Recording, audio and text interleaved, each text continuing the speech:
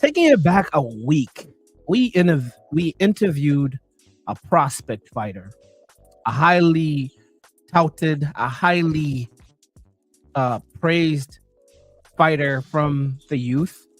Turned pro about 2 years ago, I believe, 3 years ago, when he was about 18, 19. He's 21, 22, I believe. I think it was 21 when we interviewed. 21. Yeah. He fought this weekend. Let's get into it. Yeah, let's go. Let's talk about our guy S3, Friend of the show. Samuel Arnold III. Man, oh man, did he deliver? Hey, that boy got something. He trying to get something off his chest.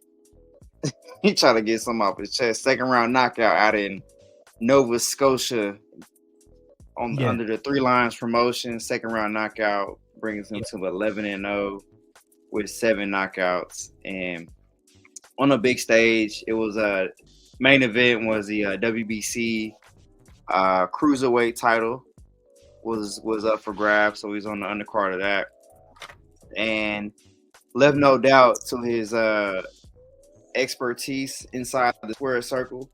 1-1-2 textbook knockout, sent his opponent home. It was good to see. Good to see. It was beautiful to see. And salute to you. I don't know if you said it last time, but you're his strength and conditioning guy. I know. I'm in the shadows, man.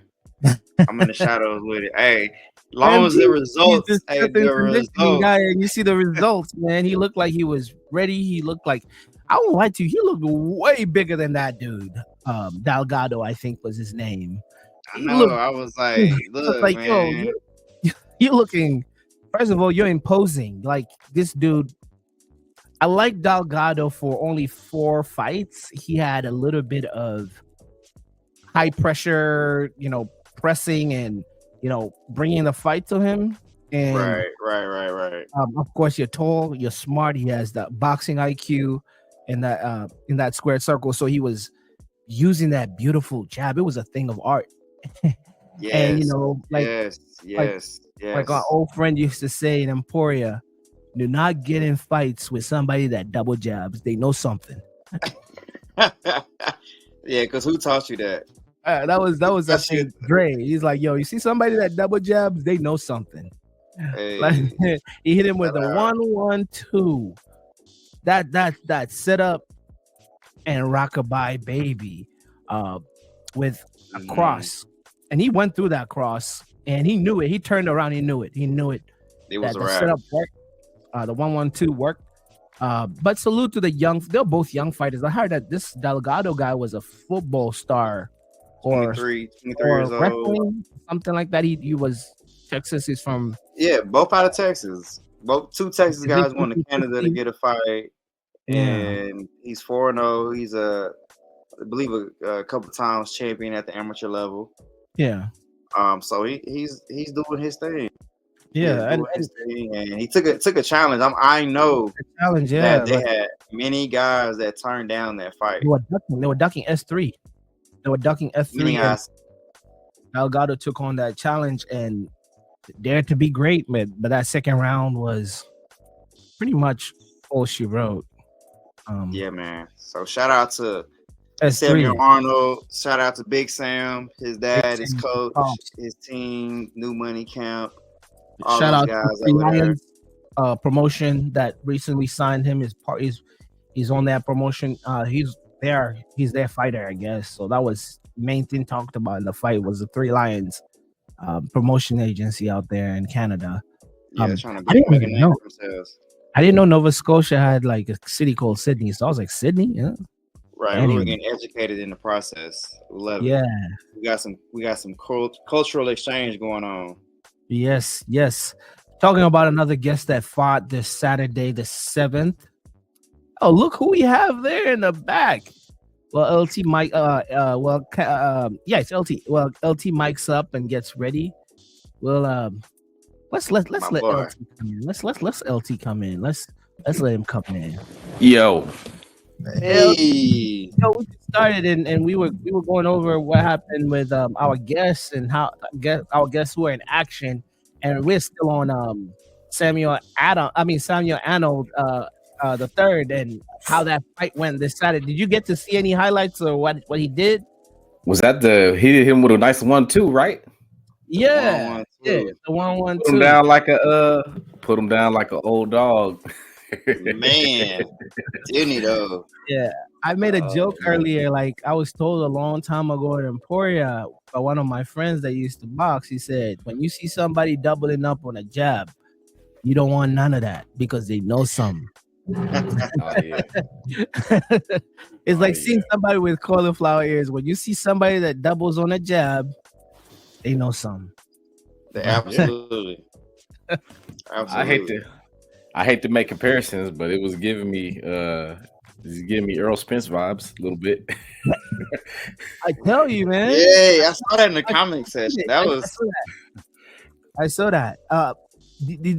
But even with that, he looks so imposing. I don't think Earl Spence ever looked imposing. It's a different look in the eye. It's like in the eye. Yeah. Did you worry for him when they were doing like when they were like fighting in, and Delgado looked like he was gonna headbutt because of the height difference? And I'm like, are they gonna clash heads? Because we've seen a lot of that lately too. And, fighting a taller fighter, but Sam was clinical with that jab, and he found his range.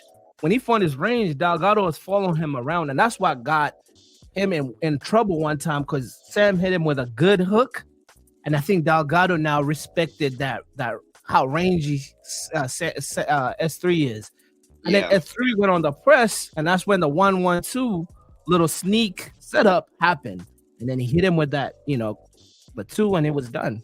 So I think it's gonna be a problem for a lot of those fighters being 6'3", and the way he looked. He's not a like Cam G said, he's not a 6'3" that is just a cut hanger.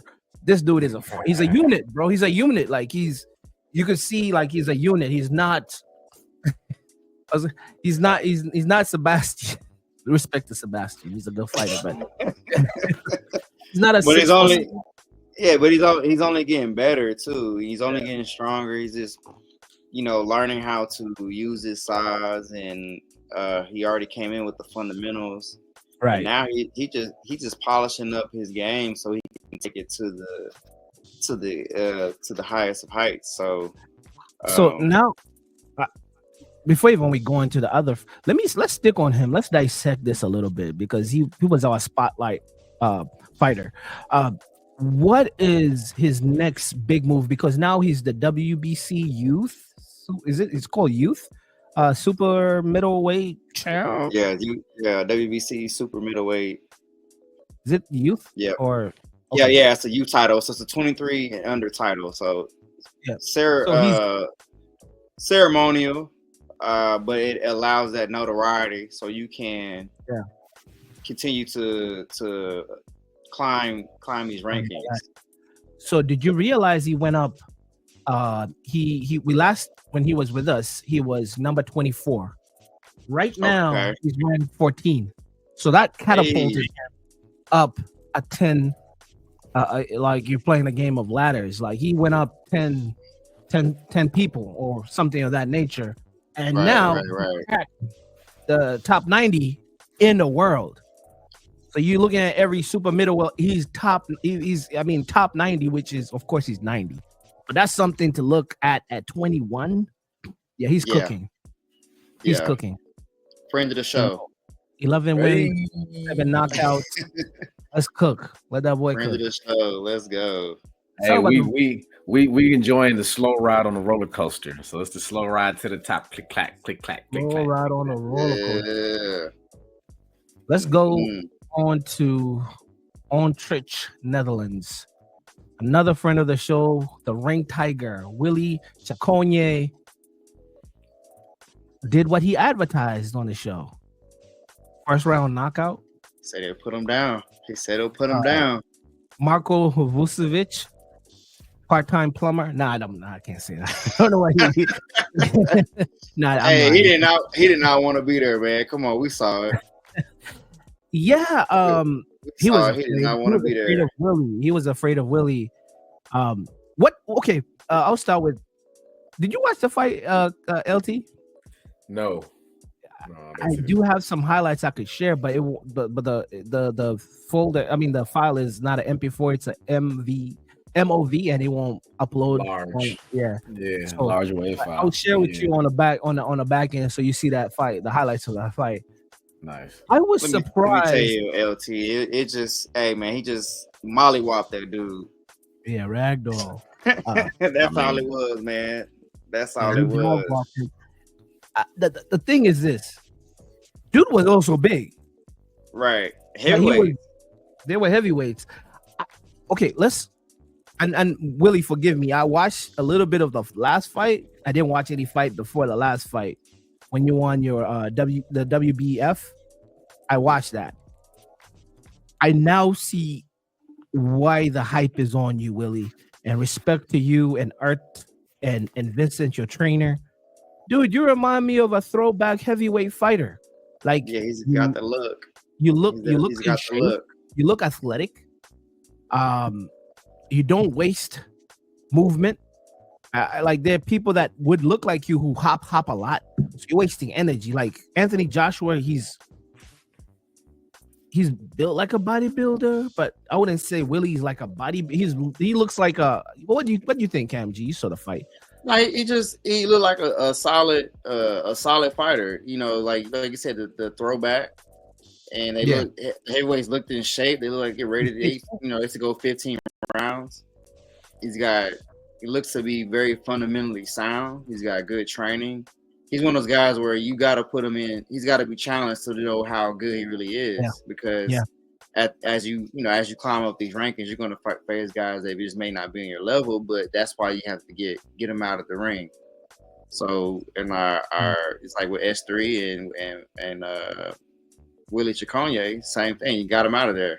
So I think he's one of those fighters that should definitely have a long career. And he's going to be a challenge for anybody who steps in the ring with. Heavyweights, one punch can change the fight.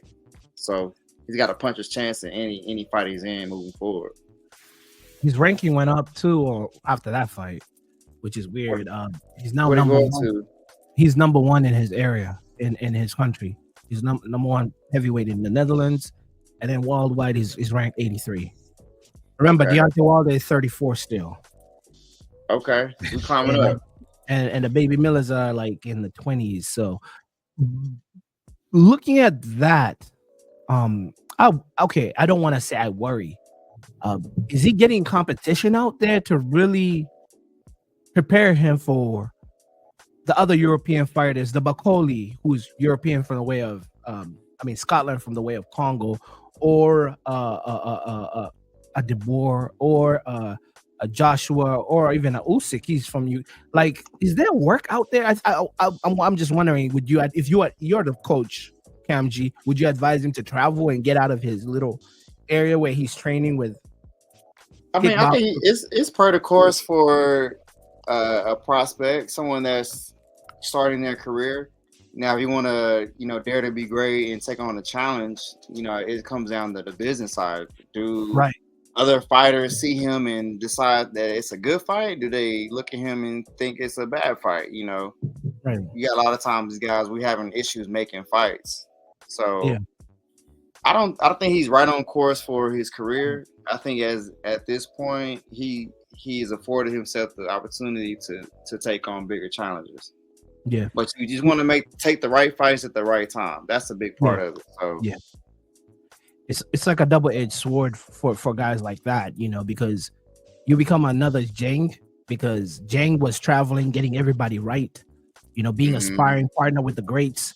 And then when they realize how good he is, they're like, we don't want no piece of him. So he's on the side and he's just iced out. Like, dude, I can't get a fight because whatever I did to Fury in training, he doesn't like that. And he doesn't like, but they'll still like call him to get work. Like, Jing, come over here. Or Bakoli, come over here. Even though you knocked out Usyk, come over here in practice or a sparring session. So that's the truth. Like, you don't want to overcommit yourself to these other heavyweights because you want to be an element of surprise when you step on the scene. And you also don't want to take it lightly and you don't get the competition and you think it's a breeze, but really you've not even reached or experienced the levels that is of that next gear or that next step, which is the top 20s, right? So yeah, it's a double-edged sword, but whatever he does, man, we will support him, and hopefully he cracks at least, like they said, they want to crack top 50 by next year, March or sometime they said. They right on track. You right on track. You gotta just keep doing what you're doing, man. Yeah. Stay the course. That's it.